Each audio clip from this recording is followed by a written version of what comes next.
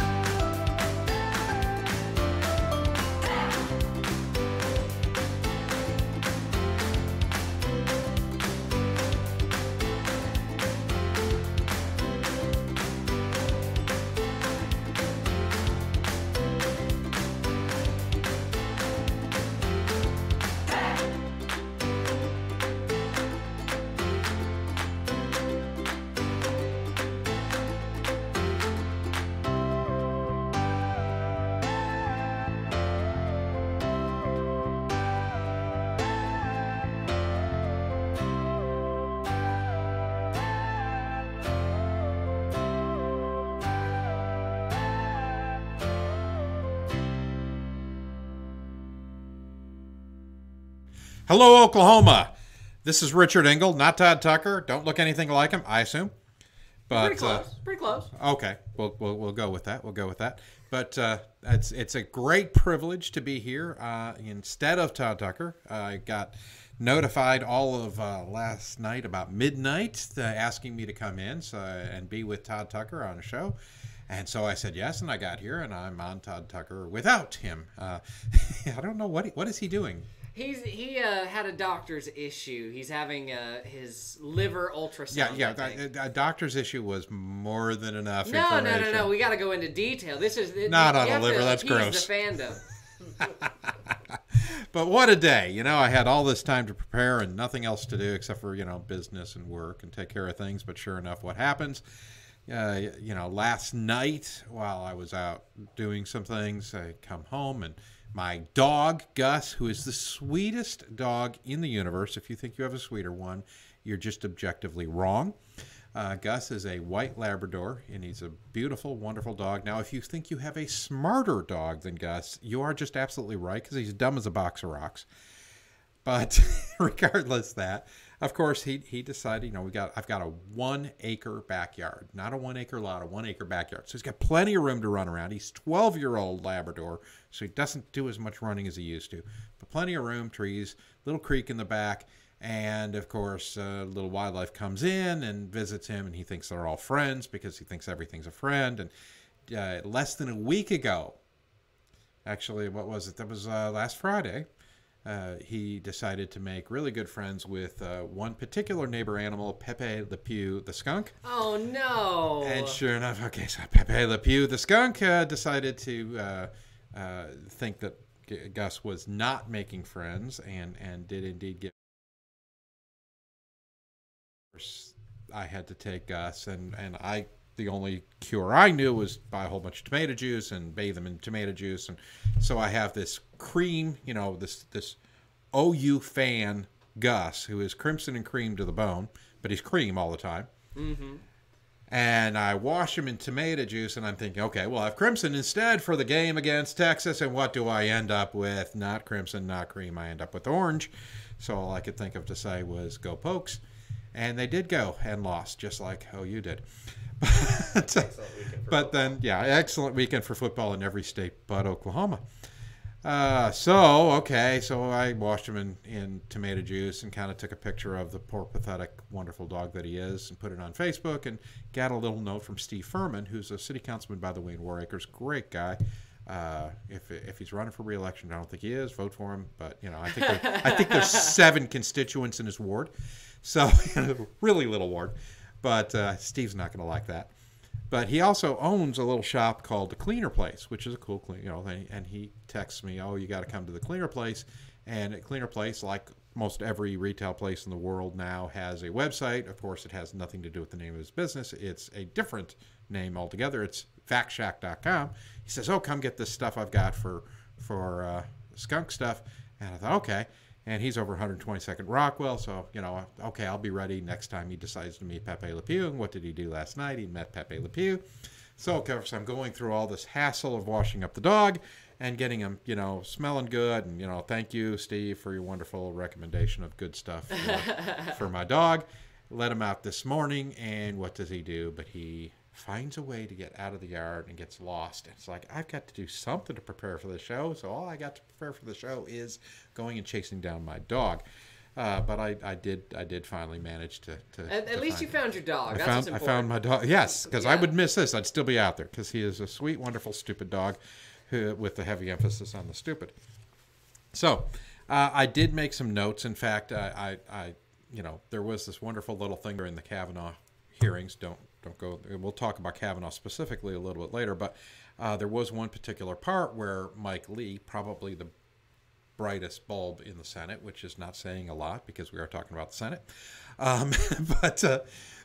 but he's a somewhat light place, actually a pretty darn bright place in an extraordinarily dank, dim, dark, misty sea of midnight, but in his questioning of Kavanaugh, he said, I noticed you use a Sharpie, and he says, yes, I do. He says, well, yeah, that's not even a pen Sharpie. It's a regular Sharpies. Yes, I do. So why? So I can see it because, like Kavanaugh, I have reading glasses, and the inevitable thing is you write your notes, and what do? You end up not being able to read what you wrote without putting your glasses on, and I'm trying to avoid doing that. So I wrote some, what I'm going to call Kavanotes. Oh. Okay. It's Kavanaugh notes, Kavanotes. So a Kavanotes, that's when you write them in big Sharpie letters. And there are a few things that we need to remember. They're valuable things. So I wrote my Kavanotes, okay? And real big, it says here, right here, everybody needs to see this. Conservatives don't raise taxes. Okay? Just in case you're curious about what conservative is, they don't raise taxes. Conservatives can disagree about a variety of issues. They can, I get it. They can disagree on some social issues. They can disagree on how you go about spending the money you should spend, exactly how government should do what in some cases. But conservatives don't raise taxes. Therefore, if conservatives don't raise taxes, tax raisers are not conservative. Pretty straightforward logic, right? If conservatives don't raise taxes, then tax raisers are not conservative, period. That's end of story. If you raise taxes, you have decided you are not a conservative. If you decided to be conservative, you are against tax raises. And why? Why is that a truth? It's because government is not too small. There is no scenario in which government is too small. There are scenarios in which government does a whole lot too much over here and not quite enough over here. So government is misappropriating on occasion, but government is never too small. We have not one level of government that is too small. Our county's not too small. Our cities are not too small. Our state's not too small. Our federal government is not too small. Government is not too small. And so tax raisers are only saying, oh, the government sector is too small and the private sector is too big. We've just got too much private sector out there. We need less of it. We need bigger government. Tax increases are a tax increase on rate, okay? Because the other fact, the undeniable fact and truth of life, political life number 2, is taxes are inflation proof because they're rates. So people say, oh, well, things go up from time to time. Yes, things go up. And when they go up, the taxes you get on that thing went up too. Okay? As people make more money, you get more money in taxes on income. As they spend more money, you get more money on sales tax. It's inflation proof. Taxes are always inflation proof because they're always a rate. As your house is worth more, the county's going to collect more. The school's going to collect more. Everything, it all is fine. So all you're saying when you raise taxes is you're saying there's too much private sector and we need to put it down. There's not enough government sector. We need to lift it up. We need more government. Government must be bigger. It must be a larger percentage of the whole pie. You got this pie, and we call it private sector, which I hate because, you know, in my opinion, it ought to be a private pie with a government sector. But anyway, that's what we do. We call it a private sector, and we are saying that it's... So imagine, can government possibly be too small? There's no scenario in which it is. Okay? And that's the one thing conservatives have agreed on. That's the one thing Republicans have agreed on. They've disagreed on so many things, but they have agreed that government is not too small and conservatives don't raise taxes until we got around to Oklahoma last year and decided that taxes are indeed too low and because government is indeed too small and we need bigger government, right? I don't agree. But Not the teachers, but we need to help the teachers. Okay, help the teachers. You misappropriated funds, go take it from where you misappropriated funds because government is not too small. And when you make the private sector smaller by raising taxes, what are you doing? You're lowering taxes effectively. Okay, when you make a smaller private sector, there's less economy to pay the taxes. And so it is counterproductive to your intent. So allow the tax rates to be a portion of the overall economy, and you won't have a problem, except you have to be smart about how you apply it. If you decide, oh, I've got to have a bigger portion of the overall pie, you are making the overall pie smaller, and we cannot do that. You know, totally side note of things that are inflation proof. You know what? When I was a kid, you could go to a diner and get coffee. I didn't drink coffee as a kid, but you could go to a diner and get coffee and something to eat. And one little dollar bill would get you in and out of some of those diners. Okay? Mm-hmm. And so then you would leave a tip. And when I was a kid, a dime tip on a dollar bill was a decent tip. 10% was a decent tip.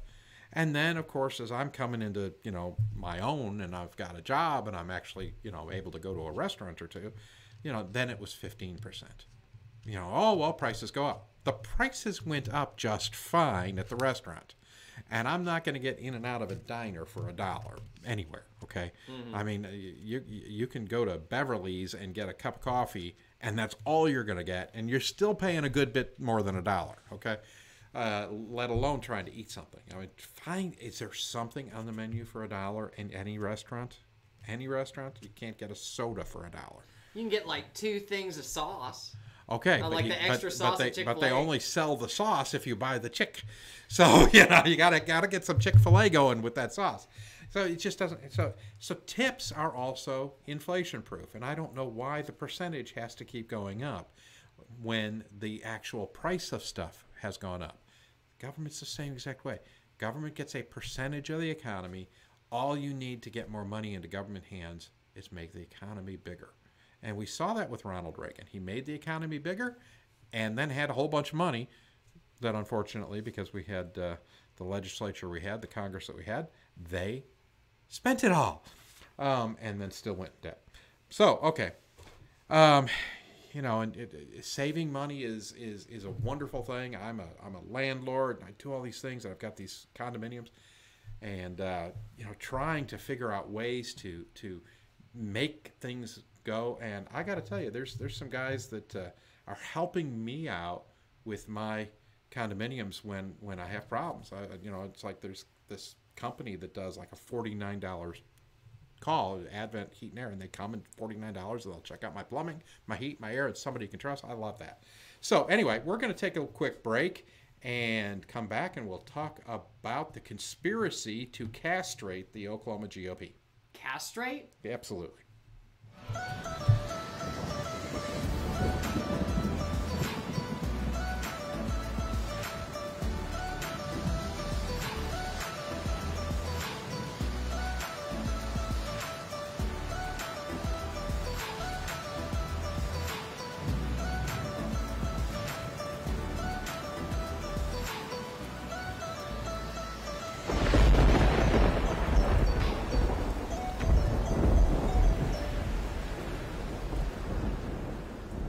Do you have problems with pain, anxiety, or sleeplessness? Come see us at Can Help Wellness, where we can help. Stop by any of our 4 wellness centers to find out how premium CBD products can help you find relief. From balms to tinctures to even products for your pets. Natural, safe, organic relief and lab tested with certifications. Reach out to one of our wellness consultants today at 405-455-3012 or online at cann-help.com. So, as I said, we're going to talk about the conspiracy to castrate the Oklahoma GOP. Not that there was all that much to cut in the first place, but nonetheless, those spherical items that made people stand up and actually believe in what they believe in and do what they believe in. We have, as he just threw up on the screen there. Okay, well, he's about to throw up on the screen. Something coming up next month, the Remember in November rally, which is a wonderful little idea, a rally to make things that are bad even worse. And this is a group of teachers that are going to go out and encourage us to remember in November when you vote, in order to make sure that you vote for liberals, because in the primaries you went ahead and already kicked out all the conservatives. So, you know, and it has come about that people are like, okay, exactly how did this happen, that pretty much every conservative in the state house that voted against tax raises, because conservatives don't raise taxes, they all got kicked out in the primaries. Now, a couple of them, you know, were out for other reasons. You know, Jason Murphy is term limited, and Kevin Calvi was term limited and running for a different office. But all the others that could have run and could have won and should have and were expected to and stood up for my pocketbook, they all got kicked out. And it's been in the news just a little bit. And there was this Associated Press story. I'm going to read little parts of it. Voters booted a dozen Oklahoma legislators in the primary. But there were forces at work beyond just agitated teachers. Well, guess what? It wasn't really just the teachers. Top GOP House leader planned to take down several hardline members. The Associated Press called everybody who just didn't want to raise taxes hardline members of his own caucus. And they used a dark money federal super PAC, which everybody involved says they have no idea who it was. By the way, if you read the entirety of the article, yeah. Scary, scary dark money super PAC with all this hidden people that, you know, nobody knows. Nobody knows. Everybody says, I have no idea. I have no idea. I have no idea. Nobody knows where the money came from. George Faught, 10-year Muskogee Republican, was targeted with a mailer that featured him with a long Pinocchio nose. And he said, they've gotten rid of us troublemakers who were holding the Republican principal line. And the principal line is conservatives don't raise taxes. I was just checking my Kavanaugh note over here because I got to make sure I remember that. It's easy, apparently, to forget that, you know, conservatives don't raise taxes. So, and the fun thing is they called the organization Conservative Alliance PAC.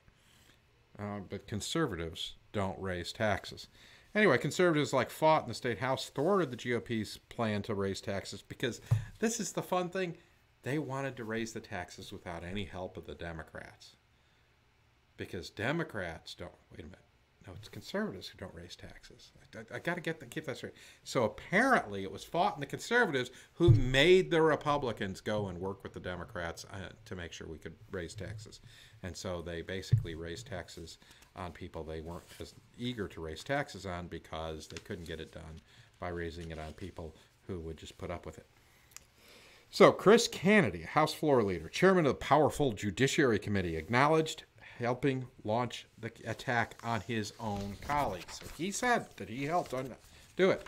And this is part of his quote about why he helped get rid of members of his own caucus. He said, I quote, "We cannot let members of our own caucus actively be against the rest of us because we disagree on policy decisions.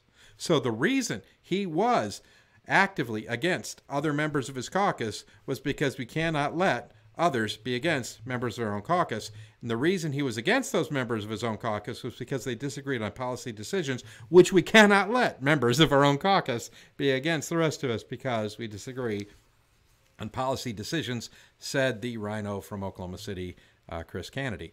So it's like the hypocrisy didn't even seem to occur to him, and certainly didn't occur to the Associated Press writer who wrote this, or maybe it did, but he certainly didn't act like he noticed it. He said there was a broad coalition interested in taking out the caucus's more conservative members. The caucus's few conservative members, but Ritz, McEachin, 6 other GOP incumbents who voted against the leadership's plan to raise taxes on cigarettes, motor fuel, and oil and gas production were all knocked out. Now, were they knocked out specifically on those issues? No, of course, they used other things, including made-up ones.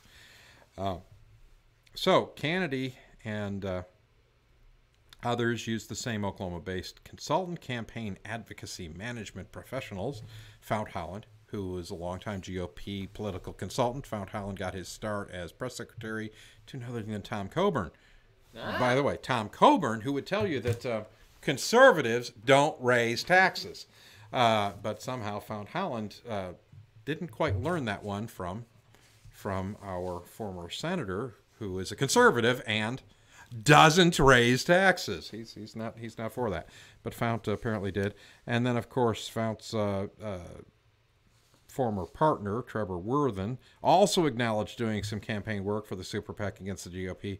But Worthen said he didn't know who was behind the attacks. So they're all claiming they have no idea who did it. So this is Sean Murphy, Associated Press, talking about getting rid of Republicans who disagree with other Republicans, because it's inappropriate to get rid of Republicans who disagree with other Republicans. And it's important that Republicans toe the line on the issues of importance, except the issue of the greatest importance, which is conservatives don't raise taxes. There's a lot of issues out there, but the tax issue is the one that's supposed to bring us all together. Seemed to work in Washington, because of all the things that got done in Washington, well, not very many things got done. They kind of tinkered with Obamacare a little bit, and the tinkers were better than nothing. But what they did do is they lowered taxes. They actually lowered taxes, which now maybe we can afford just a little bit, because here in Oklahoma, our taxes went up. So maybe you need to go drive Uber for a little extra money so you can pay these taxes.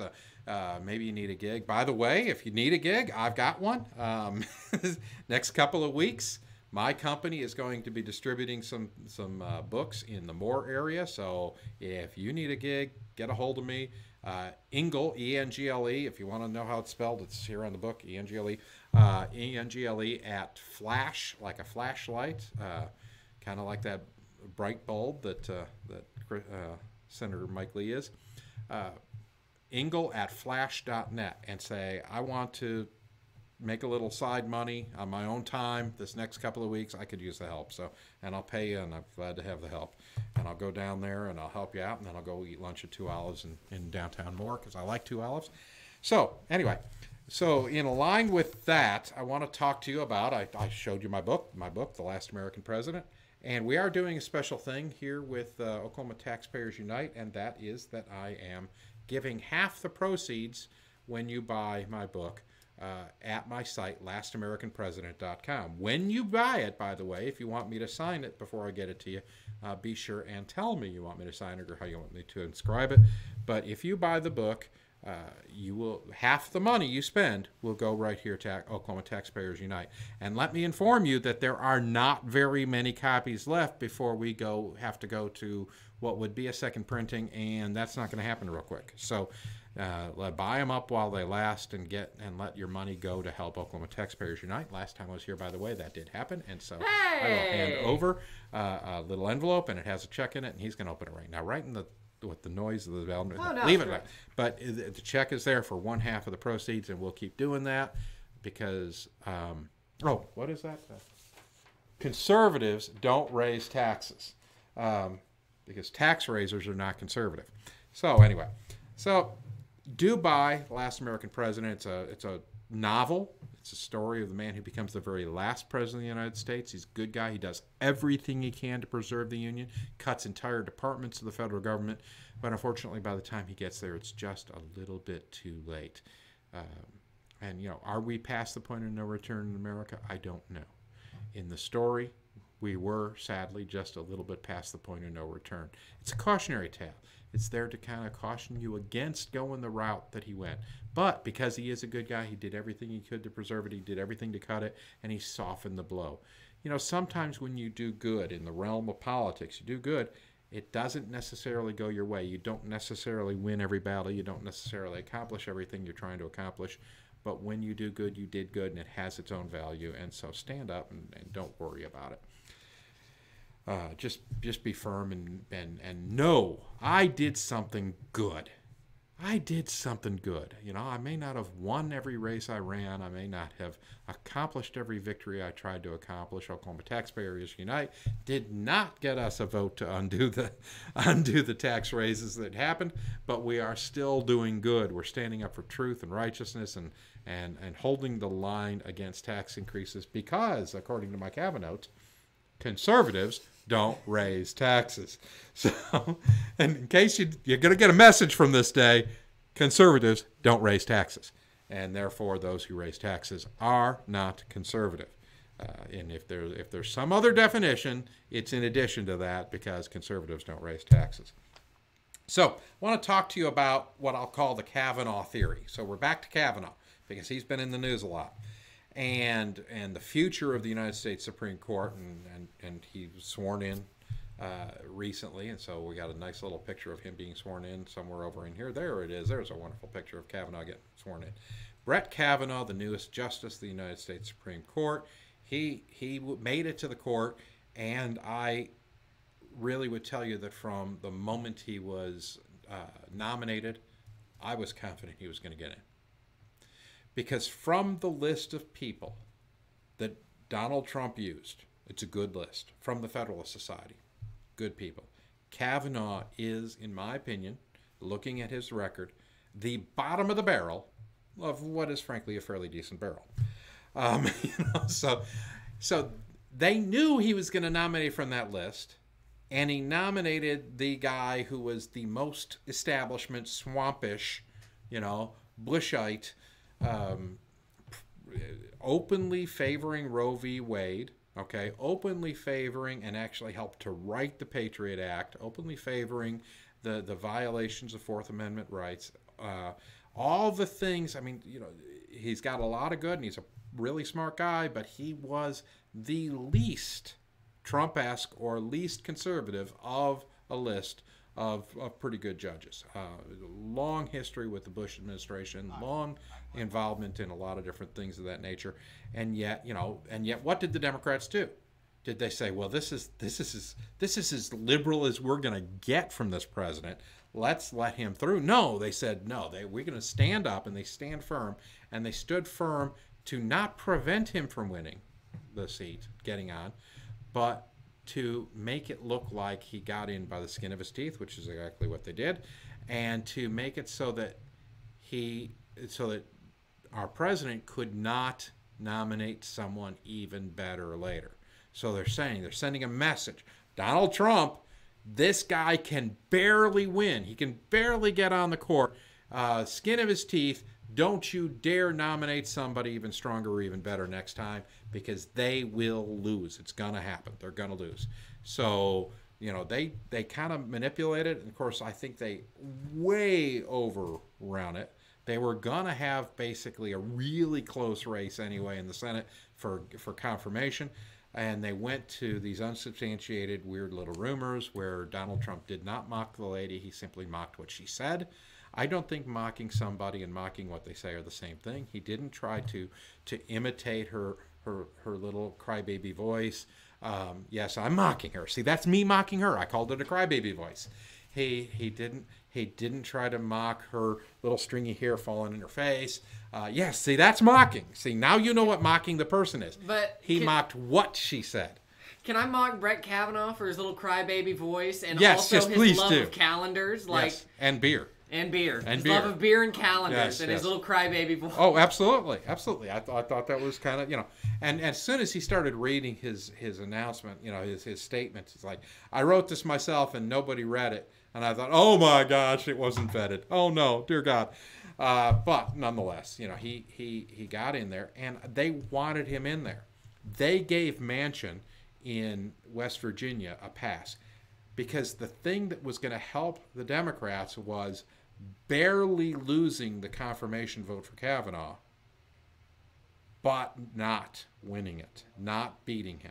Because if they had beat him, if they had kept him off the court, then all hell would have broken loose and we would have had a major red wave. Instead, what we are going to have is probably, and we'll talk about it a little bit more in a few minutes, probably a light blue splattering. Not the big blue wave they hoped for, but nonetheless, they kept us conservatives, you know, the people who don't raise taxes, at bay to some degree with this thing. So we're going to take a quick break, and we'll come back and we'll talk about some more things going on here in Oklahoma and in the midterms coming up. Do you have problems with pain, anxiety, or sleeplessness? Come see us at Can Help Wellness, where we can help. Stop by any of our 4 wellness centers to find out how premium CBD products can help you find relief. From balms to tinctures to even products for your pets. Natural, safe, organic relief and lab tested with certifications.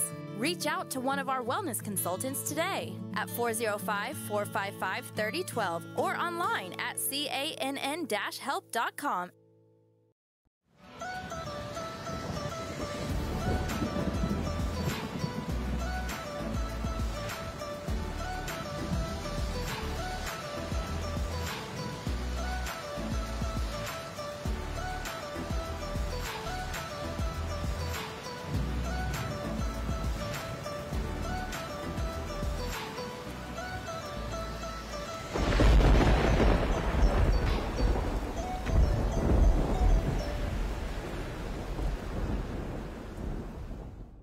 Hello again, Oklahoma. This is still Richard Engle.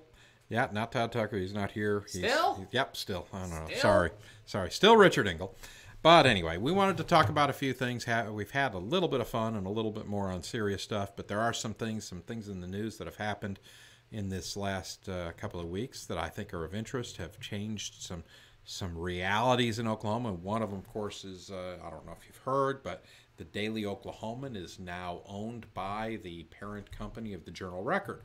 So now a out-of-state company with a CEO that none of us knows owns not only the biggest financial newspaper in the state, but the biggest daily newspaper in the state. So we don't know. You know how it is when new companies come in, new leadership comes in. First thing they do is they tell all the employees nothing will change, and then everything changes. Also here in Oklahoma, the other big news is the parent company of Arby's, we have the meat, has bought Sonic, who doesn't really have the meat. But I'm not so sure Arby's did either.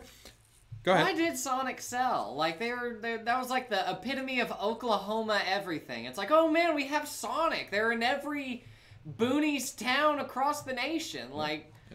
And we still get to keep the corporate headquarters because nothing will change. We have the meat. But of course, everything changes as soon as they tell you nothing will change. And the first thing they told us is the Sonic Corporation headquarters will stay in Oklahoma. Obviously, they cannot market Sonic the way they market Arby's because they can't afford to. They've got to pay the note that the debt they have on buying Sonic. And that would go, to hell in a handbasket really fast. And another thing, of course, is we had a whole lot of schoolyard bullies who took our lunch money in the last primary elections. So, because that's what they were. It's not about teaching. It's schoolyard bullies taking your lunch money. That's really what happened. So we've been talking to some people here with Oklahoma Taxpayers Unite about the idea of having my own show rather than just coming in for Todd. So I kind of want to throw this out here and get some feedback from you. Please email, please contact, please whatever you do with the on the Facebook and notate whether you think that's a good idea or you really wish I wasn't on the screen in front of you right now, which there is a solution for that. You can just turn it off. But, would you like to see me come on maybe a couple times a week and talk to you on a regular basis about things going on, state, national, social, and political, and see whether some of my extraordinary, highly opinionated ideas are at least entertaining? So, let me know. And what are we going to do? Some thoughts in my mind, one of which is to have kind of a activists calendar, not literally a calendar, but where we'll talk to different organizations each time about what they're doing. And so there's events and meetings and places to go and places to fellowship with like-minded people all over our state. There's Tea Party meetings and 912 meetings and Oklahoma Conservative PAC meetings and different kinds of things like that. And if we have a scenario where we can talk to each other about what we're doing, maybe we can create a better coalition and create a more effective scenario so that we have a conservative legislature rather than just a Republican one, and we can indeed stand up for gun rights and life and low taxes and property rights, etc. So that's one of the ideas. I have a number of other ideas, but if you like the idea of me having my own show, by all means, don't just say that. Tell me, what would you like to see? What would you like to see on another show? So let's talk about the midterms. And we've got a little thing up there that we'll throw up probably a couple of times on the Senate races that are coming up. And you'll notice, the deep red suggests that it's a safe Republican seat. The pink suggests that, the pink in Texas is one that's leaning Republican. And I'll tell you, Texas is probably the Republican-held seat that is most at risk. And that's the seat Ted Cruz. Now, a lot of Oklahomans, like me, voted for Ted Cruz in the primary and have a lot of admiration and appreciation for Ted Cruz. He is an imperfect man, which is good to know because that, to err is human. If he was a perfect man, then, he would be human. But honestly, how can you vote for the Zodiac Killer to be president? That's just the thing. How can you vote for the Zodiac Killer to be president? Well, and Ted Cruz right now is polling around 53%. Beto O'Rourke, who is trying to persuade people that he's Hispanic. He is from El Paso and did have a lot of Hispanic friends. He's a congressman from the El Paso area. He's a Democrat. He's showing at about 44%. So,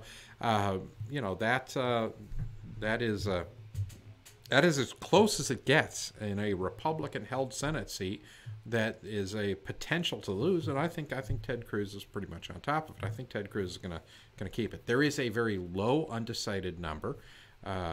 Cruz is over 50% still. His popularity, his approval rating generally in Texas is in the low 50s, but above 50. Other polls, vary. But Cruz is up ahead in most. So I think Ted Cruz is going to carry it off.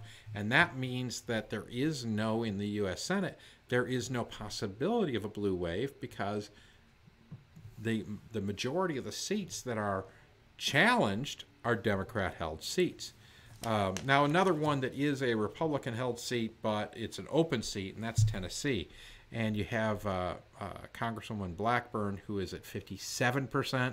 And the Democrat, who's gotten a lot of press of late because of some of the music industry supporting the Democrat, who'd have thunk it, he's at 37%.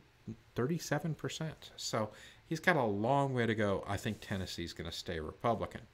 Now, in Nevada, we have a situation where the Republican, and it is a Republican-held seat, Republicans at 46%, the Democrats at 45%, so that one's pretty edgy. On the flip side, though, you got North Dakota.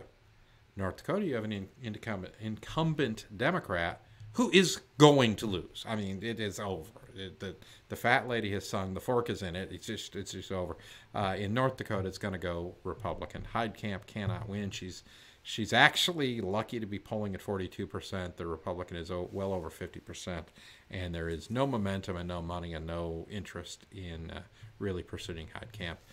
She made bad worse by her involvement in the Kavanaugh issue.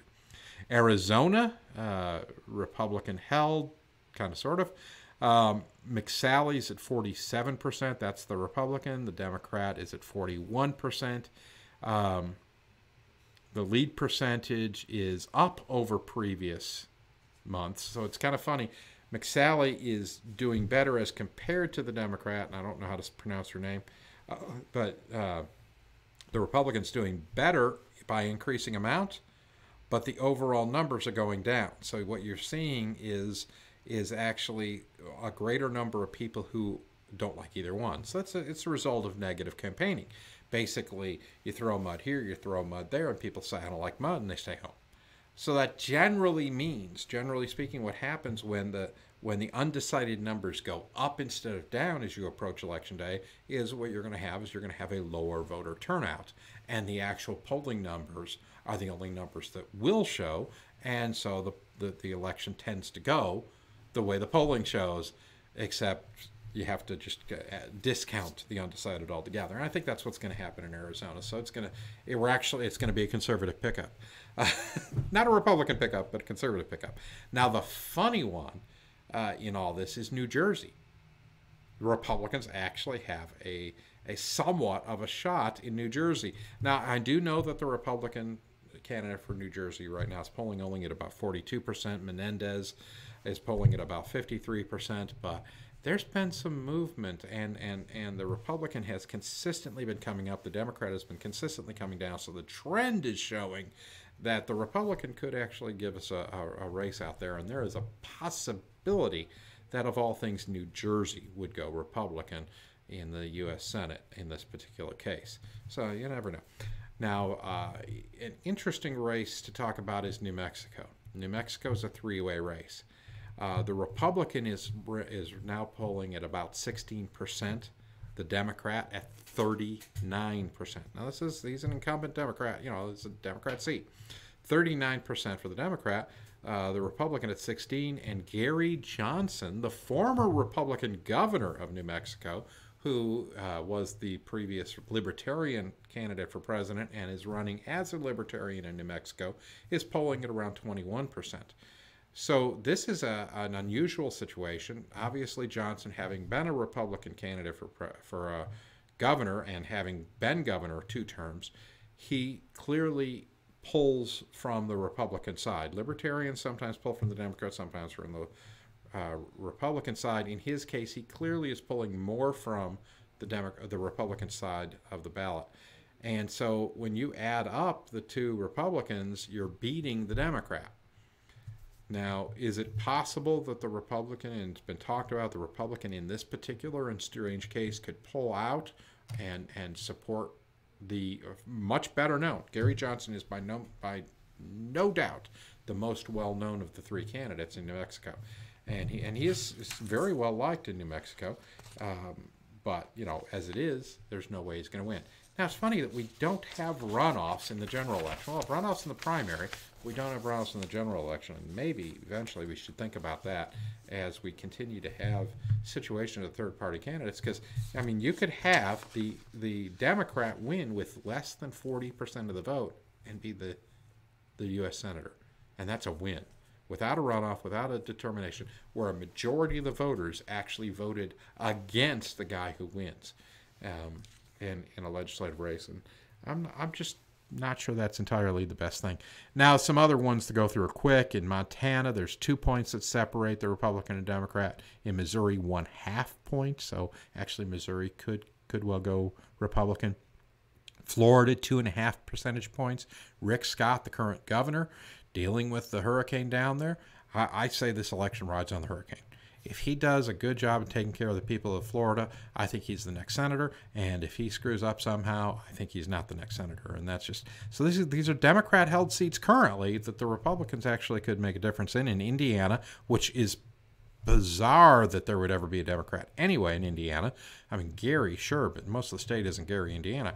How Indiana, home of Mike Pence, ever went Democrat, I don't know. But there's 2.5 percentage points between the Republican and the Democrat. And here's another one where the Libertarian has had a consistent and solid throughout the polls of right around 7%. 7% is not, he's not going to win. It's not going to happen. Not going to win. Not going to happen. But, if it is a situation, and this is a Libertarian who's pulling largely from Republican ranks, people who would otherwise vote for Republicans, you know, the argument is there he's helping the Democrat win, and he is effectively. But the Republican is helping the Democrat win in New Mexico. So, you know, if it's good for the goose, it's good for the gander. You know, we got to think about these things. And again, I think that if we had a general election runoff, we could resolve these matters pretty nicely. So, the Libertarian candidate, and here's the thing, if the Libertarian dropped out, he'd probably get every bit as many votes because Libertarians don't get told what to do. It's just, you know, it's far easier to herd cats. West Virginia, there was a lot of talk about West Virginia, Joe Manchin losing, but Joe Manchin's not going to lose. There's a 9-point difference between him and the Republican. He saved his backside by voting for Brett Kavanaugh. Wisconsin, it's an 8 to 10 point lead. But the thing is, throughout the polls, the Democrat continues. His lead keeps dropping, keeps going down, going down, going down, going down. Still well ahead, but how far can it go down in the meantime? See, here's the situation. Only Texas and Nevada is weak for the GOP. North Dakota is a certain pickup for the GOP. The Democrats have to defend everything else. This is why the blue wave can't happen, is because there's not enough Republican-held seats to call it a wave.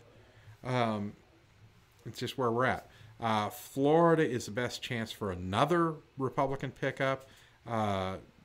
Democrats really have to defend everything. It's a mess for them. It's just not there. So we're going to take a break. We're going to talk about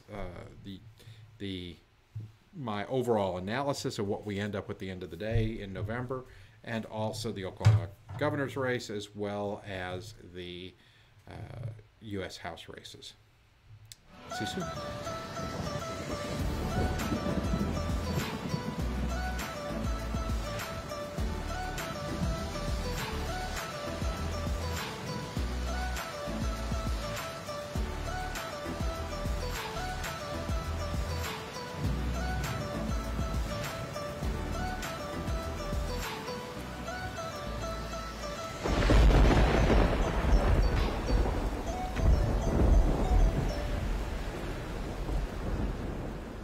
Do you have problems with pain, anxiety, or sleeplessness? Come see us at Can Help Wellness, where we can help. Stop by any of our 4 wellness centers to find out how premium CBD products can help you find relief. From balms to tinctures to even products for your pets. Natural, safe, organic relief and lab tested with certifications. Reach out to one of our wellness consultants today at 405-455-3012 or online at cann-help.com. Welcome back, Oklahoma. So this is again Richard Engle, and in for Todd Tucker, and we're talking about the midterm elections coming up. We went through the various races that are possible changes and several that are really not even possible to change. And do we end up with a blue wave? Well, the reality is in the U.S. Senate, there's not enough blue to wave. The Republicans have what they have pretty securely, although it is a tight margin. You know, and there's a possibility of a bare Democrat majority in the Senate. There is actually a greater possibility of a Republican increase in the U.S. Senate. But at the end of the day, what do I think is really going to happen in the U.S. Senate? I think nothing. Nothing's going to happen. A lot of money will have been spent, a lot will have been tried, and we're going to be right where we're at, with an extremely narrow majority of Republicans in the U.S. Senate. The nice thing is Arizona, I think we've got a conservative pickup in the Senate. So that, you know, I think Cruz pulls it out. I'm hopeful Scott pulls it out. He'll be a great addition to the U.S. Senate. But I think in the long run, the numbers are going to be right about where they are. So let's talk about the United States House of Representatives. And that is a very different situation than what I talked about in the Senate, because it's a matter of who has to defend. A vast number of U.S. House members have nominal opposition. You can look at, in Oklahoma, for instance, you've got the one district with an open seat, and that's the first district, Tulsa area, and it's going to stay Republican. There's nominal opposition. All the seats are going to stay Republican, you know. And you go through the country and you're noticing where there is opposition, where there is a race, the ones that are overwhelmingly have to be defended are Republican seats. the House is in trouble. Unless something significant changes in the next couple of weeks, it looks like the Wicked Witch of the West is going to once again be Speaker of the House. And yeah, I don't see a way around that without barring a significant miracle, not unlike what happened in November of 2016. But it does not look good for Republicans. There's so much to defend. There's one seat that the Democrats hold that look like a good pickup seat for the Republicans. There are several seats that the Republicans are holding that are almost certain to lose, and then even more that are leaning towards the Democrats. So you've got incumbents in the House that are really struggling to defend their seats, and I suspect that the tax cut we had is the tax cut we're going to get. We're not going to get anything more. Obviously, President Trump's not going to sign things that are significant increases in expenditures, but a true cut in some of the things, like cutting out Planned Parenthood. If that didn't happen before the midterms, it's certainly not going to happen after. So we're kind of stuck. Unfortunately, I really feel like the U.S. House is not going to be in good shape for Republicans coming up. Now, the Oklahoma governor's race. Kevin Stitt is up ahead of Drew Edmondson by 2%. That's pretty narrow, but you got to realize that it was less than a month ago. Edmondson was up by 1%. So every day that Mr. Stitt works to get his name out known better, he's liked better. And every day Edmondson does anything Edmondson does, it doesn't help him at all. His name is well known, and he is not really particularly liked by anybody. I mean, he's not this charismatic character of that's warm and fuzzy and lovable. It's just not who he is. So I really suspect that Stitt will win it. Now, Chris Powell, the Libertarian, so this is the third race I'm talking about, the Libertarian, he may get as much as 4% of the vote. So he's not going to win it. But Chris Powell is unique because Gary Johnson, who was a Republican, pulls heavily from Republicans.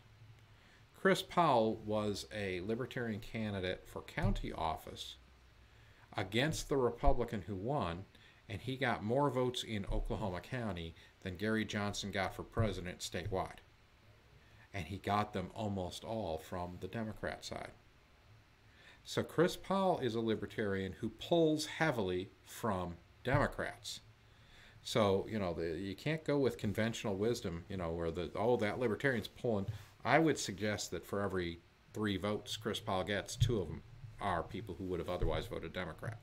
So him getting more votes, him getting more support, actually probably helps Stitt in the long run.